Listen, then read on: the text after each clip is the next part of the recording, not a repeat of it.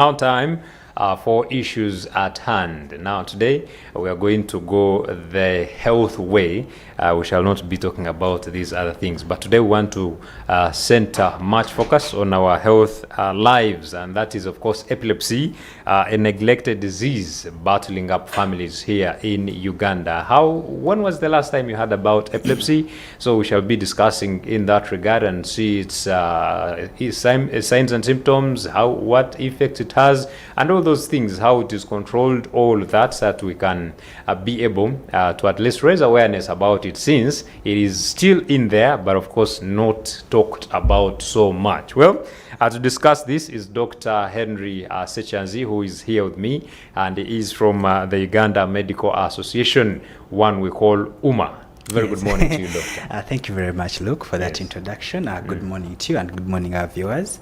Yeah, as rightly introduced, my name is Dr. Ssekyanzi Henry, and I bring you greetings from the Uganda Medical Association. So basically, Uganda Medical Association is a platform that brings all doctors together, basically to advocate for their welfare, and also advocate for the good health of all Ugandans. So doctors send you greetings, and I look forward to a very good show today. Wow. Yes. That's interesting. Now let's talk about our topic today, epilepsy. Yes. Can we understand it? What are its signs? Okay. Before we even go to the causes. All right. So epilepsy is a medical term. It's actually a disorder of the brain. But maybe before us understanding epilepsy very well, let's first understand what you call a seizure. Because a seizure is an abnormal electrical activity in the brain. Okay. So maybe to a lay person, because I need to break this down so that our viewers can able understand it. Yeah. So realize that everything that we do with our bodies is controlled by the brain, and this brain has cells which are called neurons. So these cells are like the building blocks. Like you see this beautiful building we have here, it's made of bricks and so many things which are piled together. So even our bodies are made of cells, and the cells which are in the brain are called neurons. Okay. So under normal circumstances, these neurons, they communicate with each other, they send messages, they pass on information to each other normally, and we're okay. So that's what happens in a normal person. However, there are some individuals where, unfortunately, some of these communications between these neurons can actually get messed up. Just like you could have maybe your wires, maybe that are connecting maybe electricity and all that, and at some point you could have a short circuit, or maybe these wires could get a problem. You could get a short circuit. So that's what I would sort of try to say to refer to what happens in the brain. So under normal circumstances, the brain cells are working very well. But in some cases, some instances, there could be some sort of a short circuit, and that's what you call a seizure. So a seizure is that abnormal neuron activity, abnormal activity that happens in the brain. And so when it happens, this person will jerk, you will see them shaking, sometimes they lose consciousness, they could fall down, then they could produce this foam from the mouth. Sometimes it can just be one part of the body. So if this happens once, we call that just a seizure. But then if it happens repeatedly, or someone has maybe 2 episodes, maybe in a period of 24 hours or much longer, like if they keep getting these seizures happening continuously, that's what you call an epilepsy. So one-time seizure is not an epilepsy, no. But if it keeps occurring repeatedly, then you can put a diagnosis of epilepsy. So I think that's the best way I could put it, and I hope it makes sense. I know some of these are medical terms that could be difficult to understand, but we try to make it much easier for people to understand. So what are the causes? So epilepsy has quite a number of causes, but I'll tell you that most of the times the cause is unknown. In medicine, we say it's idiopathic. Okay, it's something that it's unknown, you cannot trace to a particular cause, it's idiopathic. However, at times, there are times when you can actually guess the actual cause. There are things like traumatic brain injury, okay? There are people who get trauma to the brain, people get accidents. One time I've actually seen quite a number of patients whose epilepsy started as a result of an accident. So somebody gets an accident, they get some damage to the brain, and maybe after some time they start to get these epilepsy symptoms. Sometimes it could be infections. There are quite a number of infections that could affect the brain, things like encephalitis. I'm sure you've heard about meningitis, even this malaria that we see. Some people actually can get complicated malaria. It could affect the brain, what you call cerebral malaria, and in some circumstances they could get epilepsy. Then there's some abnormalities that could happen right from in utero, like right when the baby is still in their mother's womb. For instance, if a mother maybe gets trauma when they are in the womb, and maybe the baby or the baby's brain gets affected, by the time they are born, they could actually get this epilepsy simply because they got some problems in utero. Okay. They also, maybe if they get some infections when they are still in their mother's womb. That's why we encourage that mothers should always make sure they get antenatal care. They receive some of these drugs that are helpful for the brain development. So some problems could actually start right in the uterus when the babies are still in their wombs. But then also some problems actually happen during that time of delivery, because realize that delivery is not easy. Actually, it's one of the most difficult Complicated. times. So in some unfortunate circumstances, delivery can be very difficult, and babies sustain some trauma, or maybe they get some brain injury right at a delivery. So these babies also can get this epilepsy as they grow. Then things like most of the infections which could affect the babies right from childhood, they could cause epilepsy. Sometimes even the genetics. Genetics, by this we mean things which are hereditary, from things which are born with. So if you have somebody who has epilepsy, maybe in the family, maybe one of the parents, there could be chances that actually could as well get it. So there are quite really a number of causes, but as I told you, sometimes it's even idiopathic. You may not even be able to trace and say, okay, this is what caused it. But most of the times it's those. And sometimes they also, much as we've talked about epilepsy, but then there's some other things which could cause seizures, like I mentioned earlier on. So if there's any condition that is going to affect the brain's ability to get oxygen, which in medicine we call hypoxia, it can actually get somebody to get that seizure or a convulsion. Things like hypoglycemia. If somebody has not maybe had a meal in some time for quite some time, and the body is deficient of glucose, somebody could actually get a seizure. So there are quite a number of things which could actually cause a seizure. But as I said, if somebody gets this repeatedly, sometimes that's what you call epilepsy. Okay. Well, and what is its prevalence in Uganda? How is it prevalent? Okay, it's actually prevalent in our setting. But even before I come to Uganda, let me first tell you about the global prevalence. So worldwide, currently, it's estimated that over 50 million people worldwide have epilepsy. 50 million? 50 million. So like, imagine a population of Uganda. I think we are about 50 million from the recent statistics. So in the whole world, the total population of Uganda has epilepsy. So it's quite a challenge. And in Uganda, according to the studies which have been done, basically the prevalence is around 1% of the population has epilepsy. The commonest age group that's affected is actually the young ones, the children 0 to 5 years. So it's quite a problem. Much as 1% might seem like a small problem, but it's actually a very, very big problem, because if it's affecting you or maybe your family member or somebody in your family, that actually, because of the so many things that surround it, maybe as we shall discuss later on, it's actually a big problem. So much as 1% might seem like it's a small thing, but it's actually something significant. So its prevalence is 1% in Uganda. Maybe if I'm to give you more figures, according to the studies which have been done, they estimate that about 10.3 persons per 1,000 people have epilepsy in Uganda. So that's how the statistics are. And then also maybe the other important thing to note is that this problem is quite common in sub-Saharan Africa, and much common in places where there are low income, mostly in the low and middle income countries. So it's quite common in places where there is more poverty than places where they are doing well in terms of finances and economics.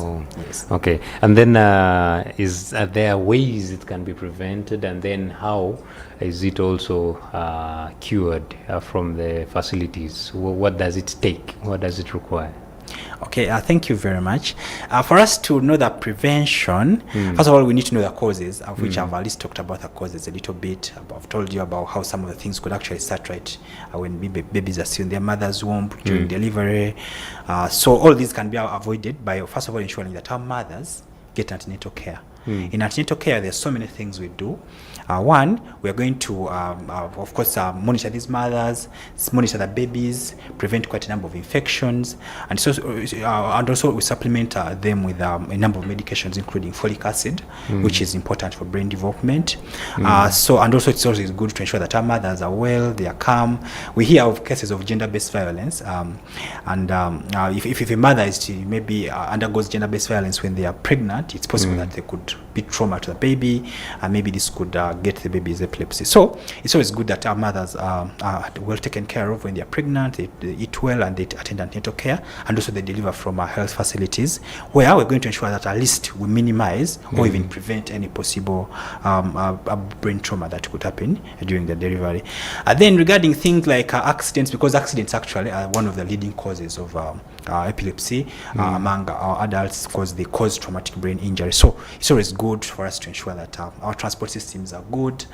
We use the borders a lot here in our settings, and if you visited the orthopedic wards and some of the neurosurgical wards where most of these patients are treated, you realize that most of them actually have had border accidents. So we sort of need to streamline our border accidents and start to think about things like railways and trains, which are much more safer, instead of using borders that are a little bit risky. However, now that we are doing border economy, and we're using borders, seemingly that's the only alternative we have, so it's good to ensure that we're safe on our borders. Our borders should be disciplined. We should put helmets and ensure that we're safe. So prevention is really quite a lot of things, ensuring that we treat most of these conditions. There are things like stroke which happen, and they have so many things which can be done to prevent them. So preventative measures are so many, and they stretch right from communities into health facilities, ministerial level, up to the level of policy. So there are so many things which can be done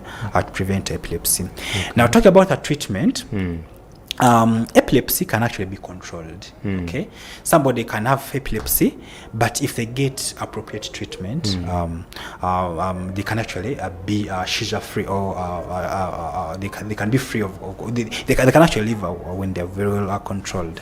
So there are quite a number of medications that can be given, and these drugs are classified. You have a first line, second line, third line. However, most of the times, by the time patients come to us for these drugs, it's late, because many people attribute this condition to demons. They think somebody's bewitched, they think somebody's cursed, or maybe they are possessed by ancestors. And because that's what most of our people believe, whenever somebody has it, the first place they'll run to will be a traditional healer or a herbalist, or they run to some pastor. I mean, prayers work, but some of these, actually, epilepsy is not really a spiritual disease. It's a medical disease, just like somebody could have diabetes, somebody could have hypertension, somebody could have any other condition. So it's a medical condition, but realize that most of our people think that, it's connected to spirits, somebody's possessed. So they come to us late, which is quite unfortunate. So if only people could come to us early, we make this diagnosis quite early and start them on the appropriate treatment, and they're adherent to the treatment, usually they get seizure free. Statistics have it that 75% of the people who take the medication well, without missing the medication as prescribed, actually they get seizure free. They will live normal life, just like any other normal persons. However, most of the time this might not happen, because there are quite a number of challenges with access to medication. So the condition can actually be managed if well diagnosed and well treated, and the patients are adherent to the treatment. But sometimes this doesn't get to happen. Okay.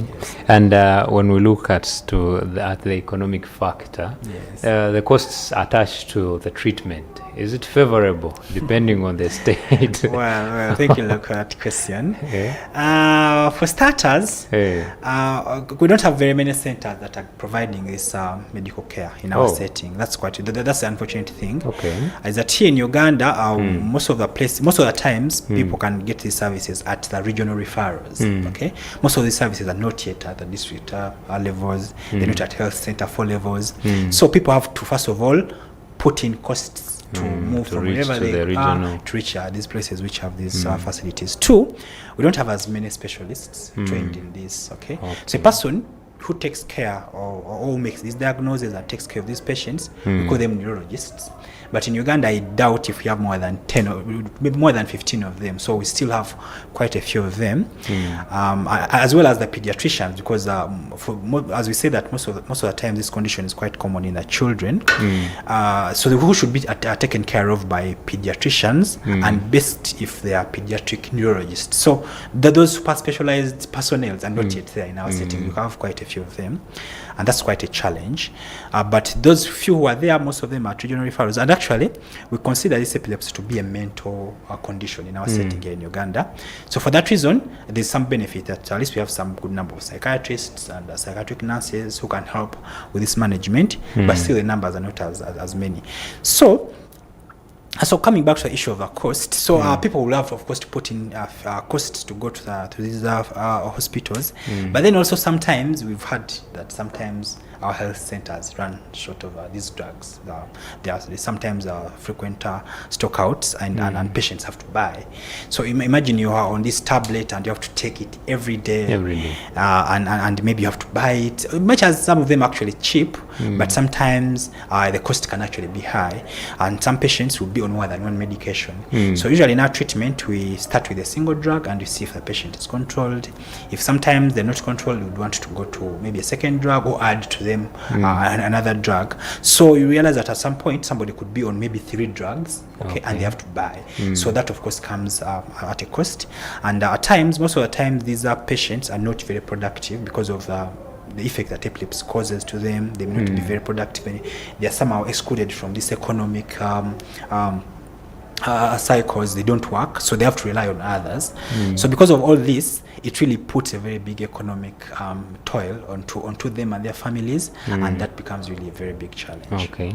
And I'm interested in knowing about the families, maybe, or the relatives of these people taking care for this person who could have had epilepsy. What challenges come along with them, or how do they even be able to take care of them? Are they given special attention?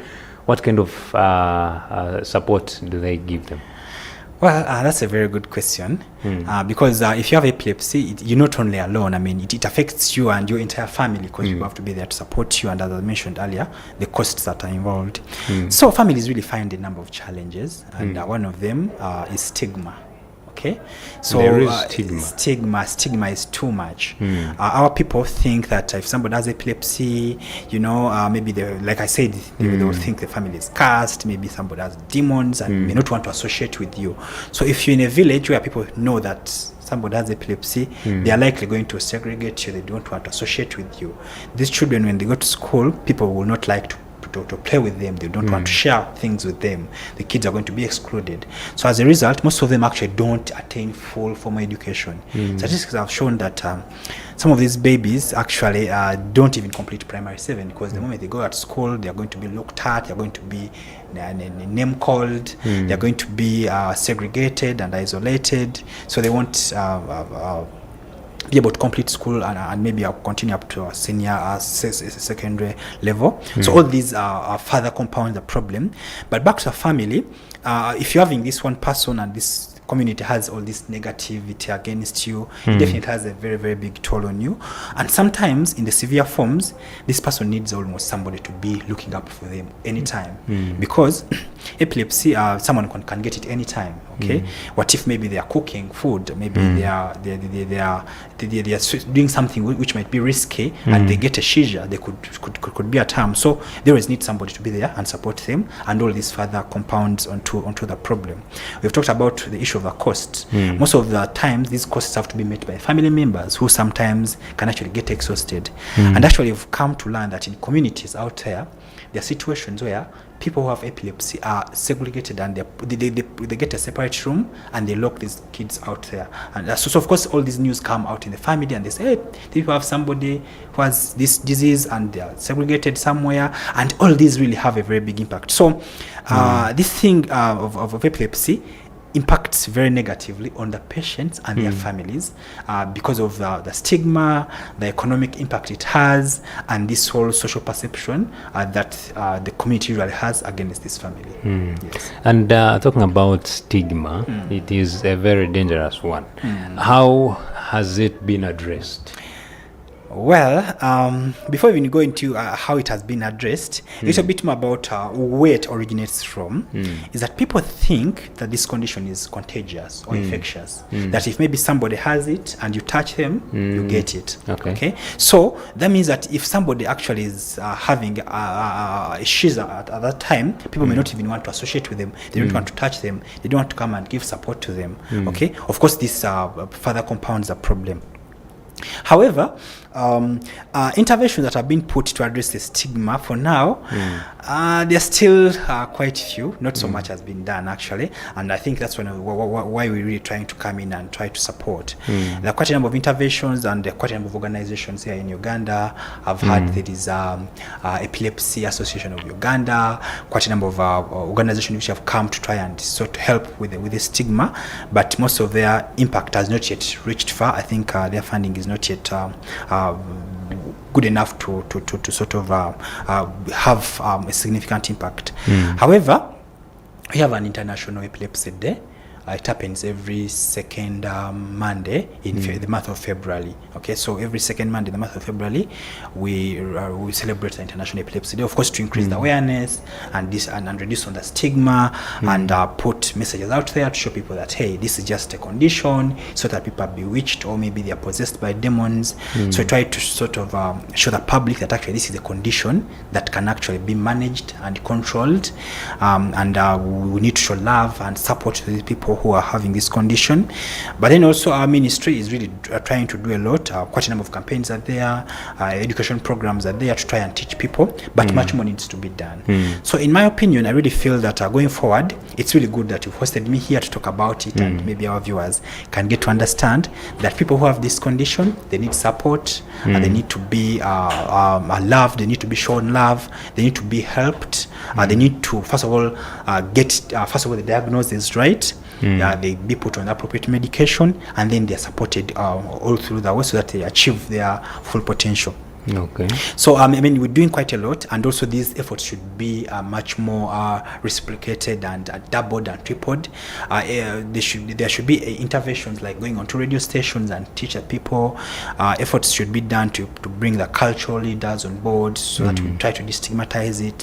Where these kids go for school, efforts should be done to ensure that their teachers are guided on how to support these kids. Even in schools, if maybe there's somebody with epilepsy, there should be efforts to ensure that these kids support these people who have epilepsy. There should be interventions to destigmatize it. So I feel like, much as there's some efforts that are being done, but much more needs to be done at all levels, right from the communities, schools, hospitals, even up to the ministerial level, so that much more support is given and maybe intervention are done to reduce on the stigma. Okay. Yes. So in other words, it's a collective role. We really need to put all our efforts together, multidisciplinarily, so that we address the problem. Okay. Yes. Maybe when we return, we would want to know a role of each and every person. If it is a community, what are they supposed to be doing? Things like that. Okay. Of course, that will come in immediately when we come back from this short breather. All right.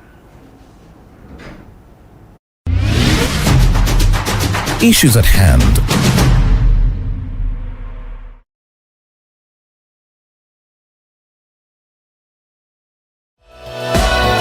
This is Church of Uganda Family TV.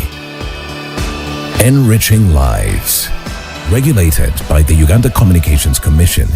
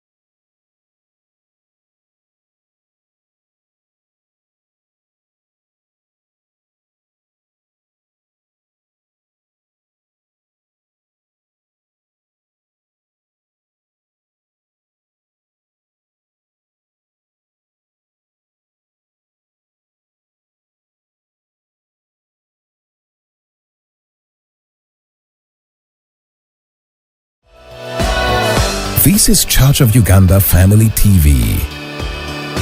Enriching lives. Regulated by the Uganda Communications Commission. Issues at hand.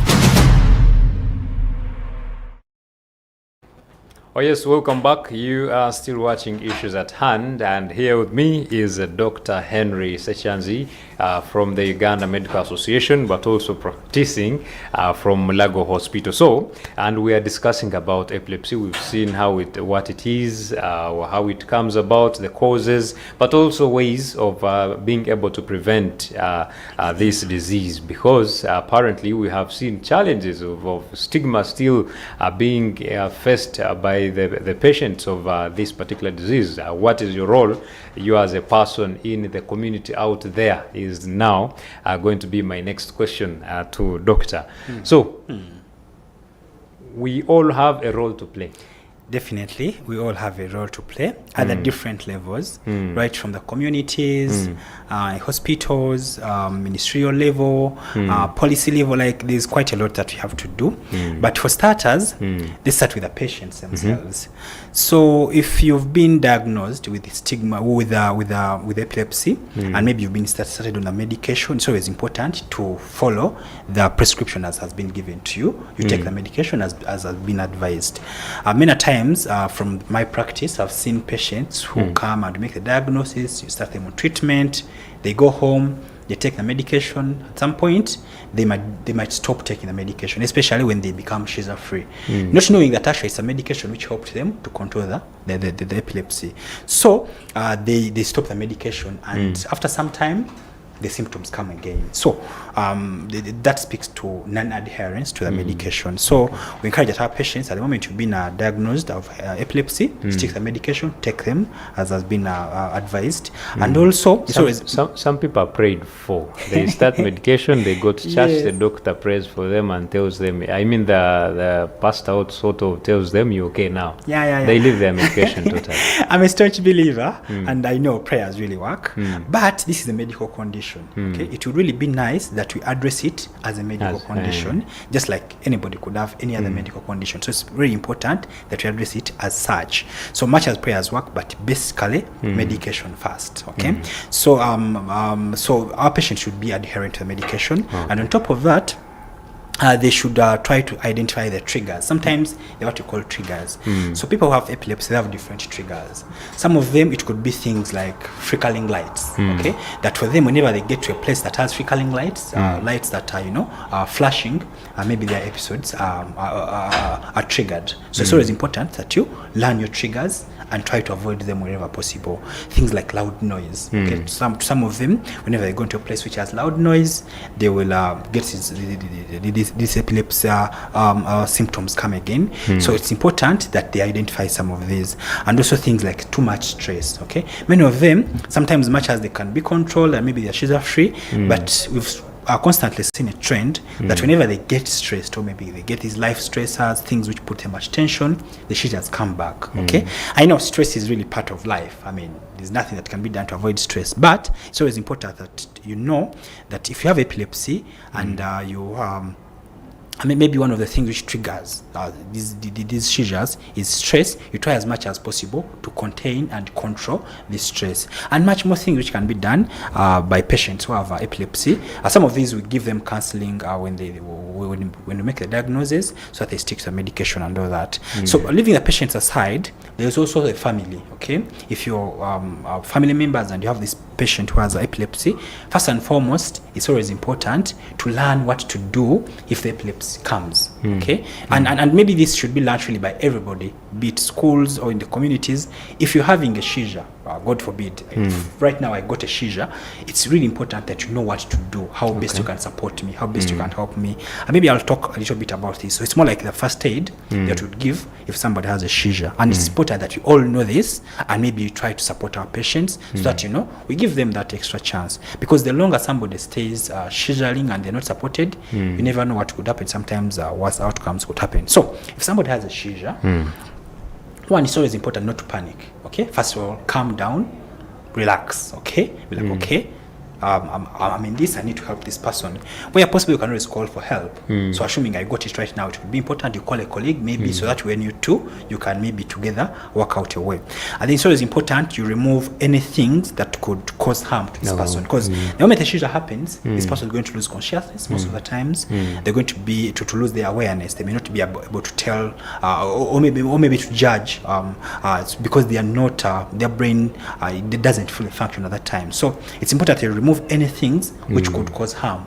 If they are near fire, you need to put it away. If maybe they are near something, maybe glass or maybe a swimming pool, so it's important that you ensure safety first. Okay, and then if maybe somebody is in a standing position, or like I'm seated right here in this very comfortable chair, it would be nice that you hold me, go down, or maybe onto the floor, and maybe when I'm there, it would be nice that maybe you support me, help me to breathe well, ensure that my airway is okay, is intact. It would be nice maybe if you would get a pillow or a mat and try to support my head so that I'm in a good position. Then it's always good that these patients are put in a lateral position. You make them lie, but preferably on their left side. Okay. This ensures that their airway is good and they can breathe well and they can recover well. And also, and then you observe this person. Most of the times, these them facing up. And facing up is not good. Better they lie on their left side.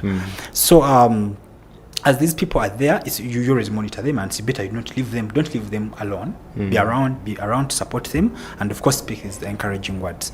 So most of the times these seizures will stop in about 1 to 3 minutes, most of the times, but sometimes they could actually go on and be prolonged, in which case we call it status epilepticus, and that's an emergency. So if you have these seizures that are continuing, you're reaching 20 minutes, 30 minutes, the seizure is not stopping, that's an emergency, and that in such a situation, somebody should really be taken to hospital for further assessment.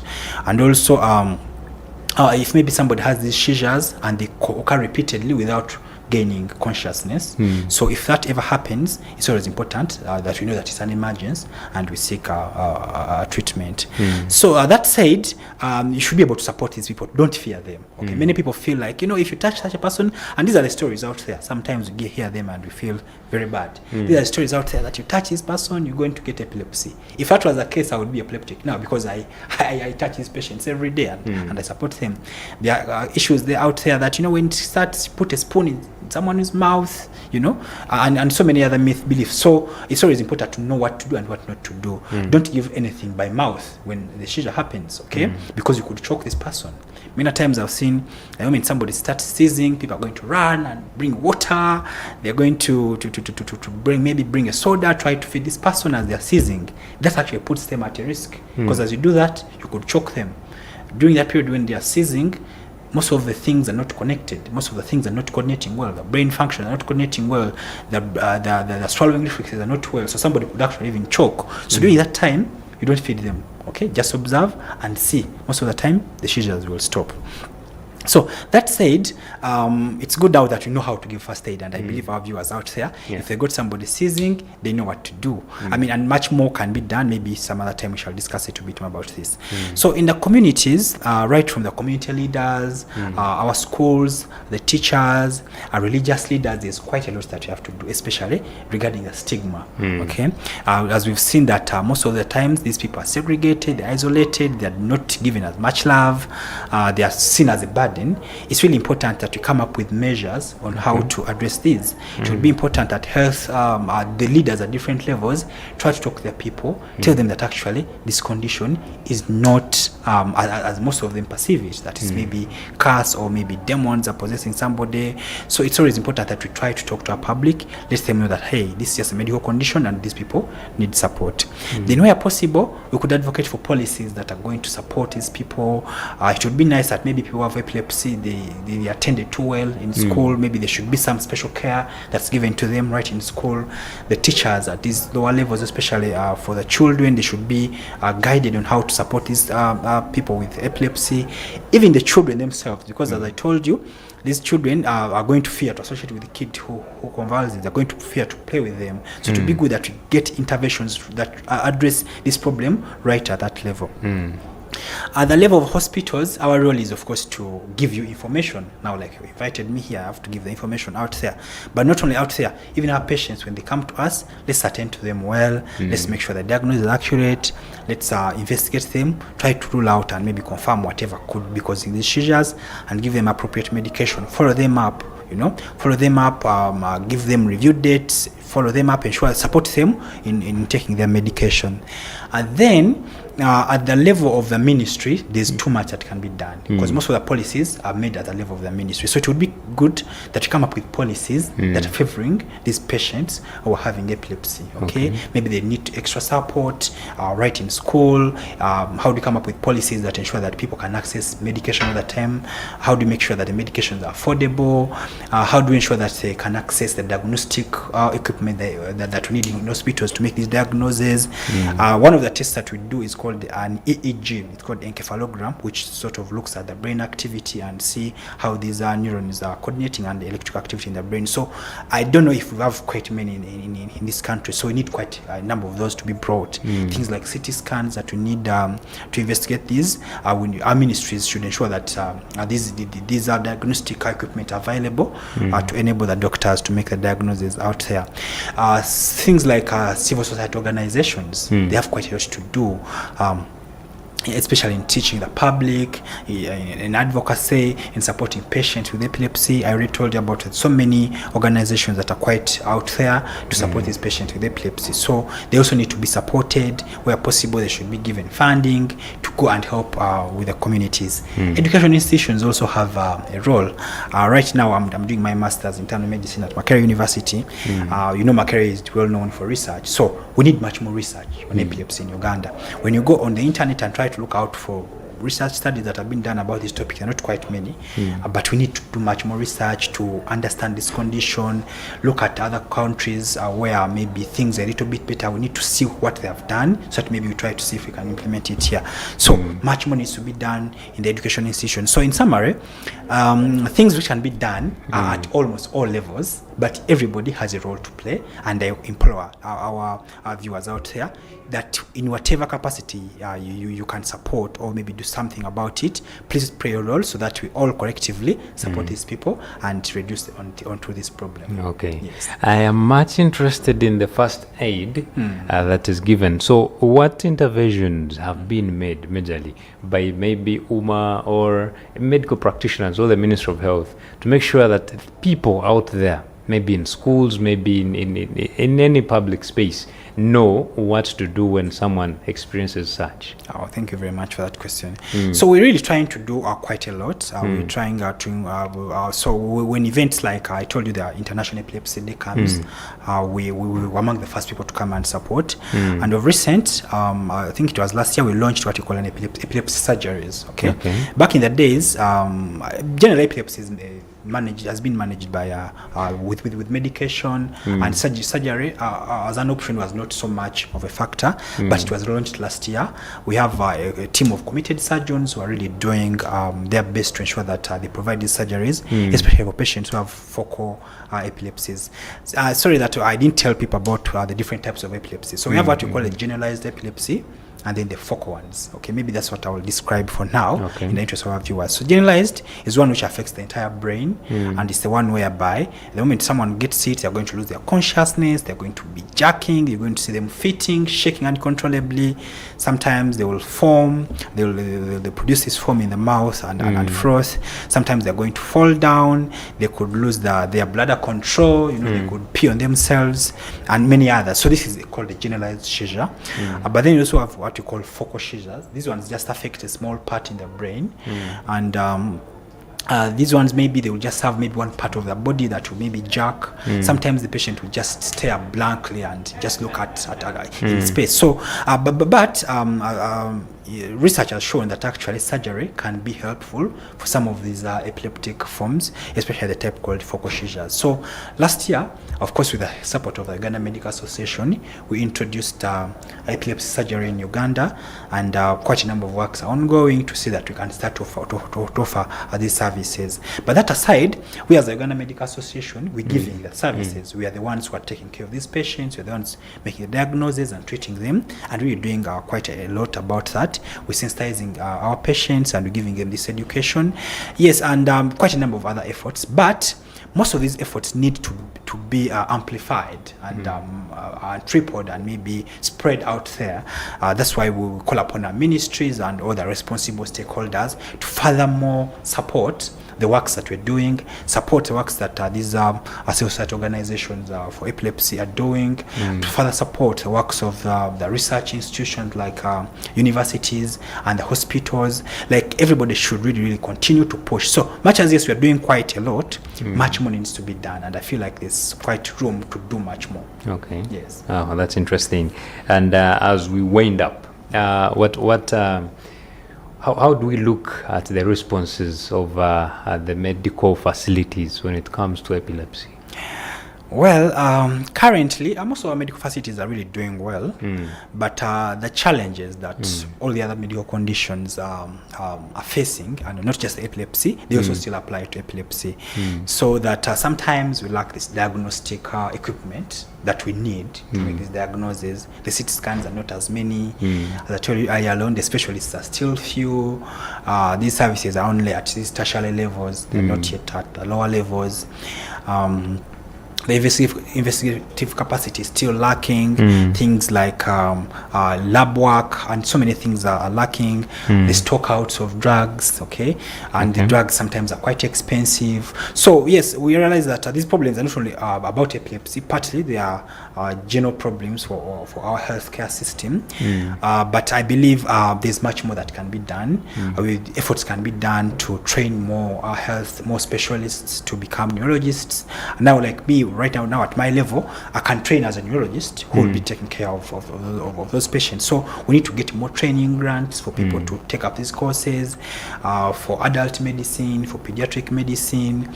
Also at the community level, much more advocacy needs to be done. As well as the ministries. So in terms of response, I mean, yes, we're really trying, but these challenges are still there. So I feel like we need to come on board, try to solve these challenges, make this care much more available, support these patients, ensure that their drugs are available and they can be gotten at relatively affordable costs. And that way, comprehensively, we can impact these patients who are having epilepsy. Okay. So what policies do exist right now to support patients who are suffering from epilepsy, or what policies should exist? Okay. Currently, we have our Uganda clinical guidelines. This is a document that has guidelines on how we should be attending to most of the medical conditions. And yeah, we have some guidelines on management of epilepsy, and that's really a good thing. And of course, these guidelines are always updated every time, depending on the researches that have been done, of course, here in Uganda and many other countries. So for starters, at least we're good at that.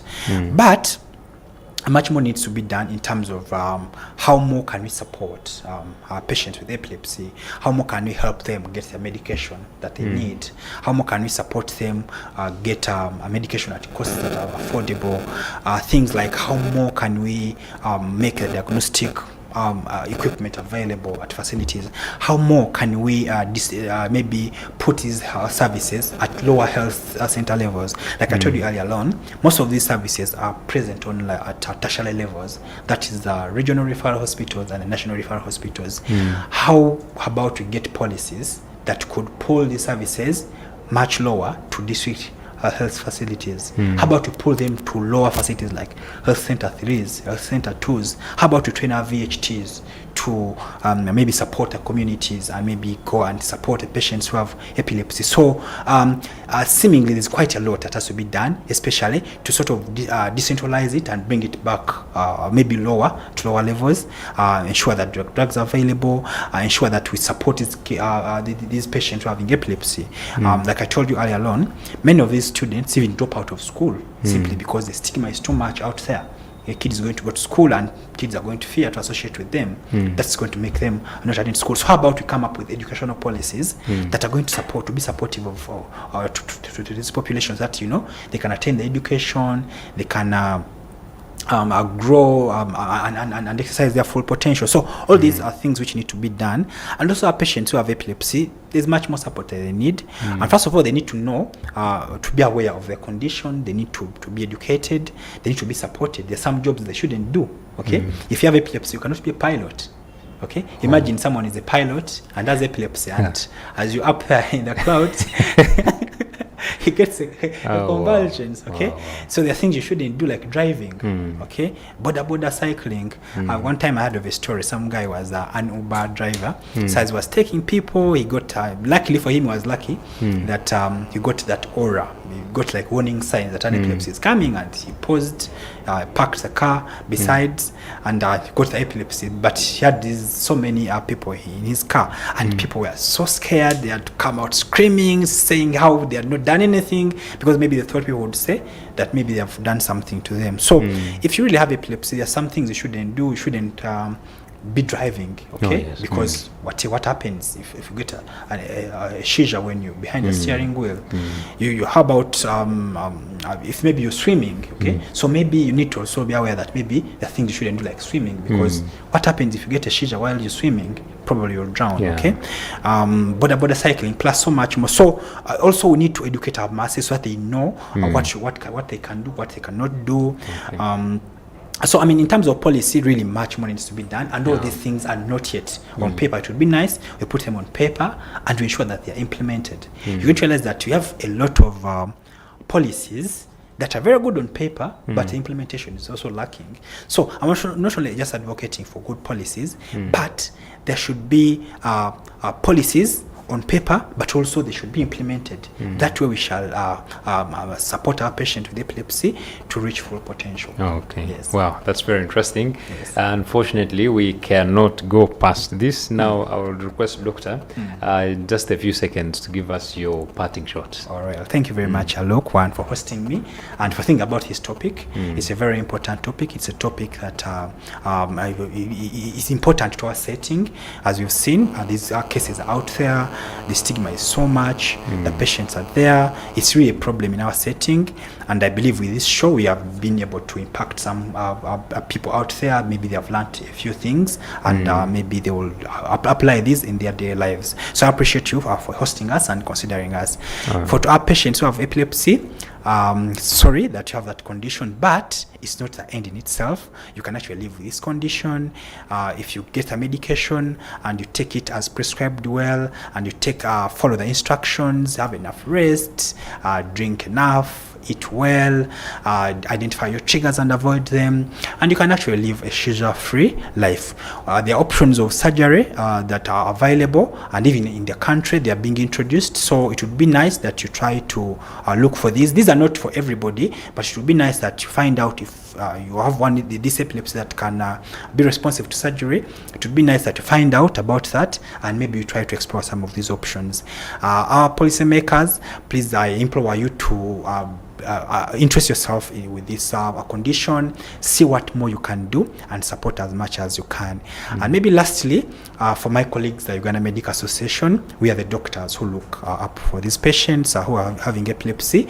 Let's give them the best care that we can. Let's make the diagnosis. Let's try to investigate and find out if we can find any causes, and maybe address the causes. Let's give these patients the best care that we can, give them as much counseling and health education as we can, and as doctors continue with advocacy, and I believe together we can create an epilepsy-free world, or a world where even those with epilepsy live comfortably and they live their entire lives fully and they reach their full potential. Thank you very much. I remain Dr. Ssekyanzi Henry. Wow, thank you so much, Dr. Henry. Yes. And please send our regards to Uma as well. Right. They are our good people here. We always have a number of collaborations. Thank you so much. And I believe you too, our viewer, have benefited from this information.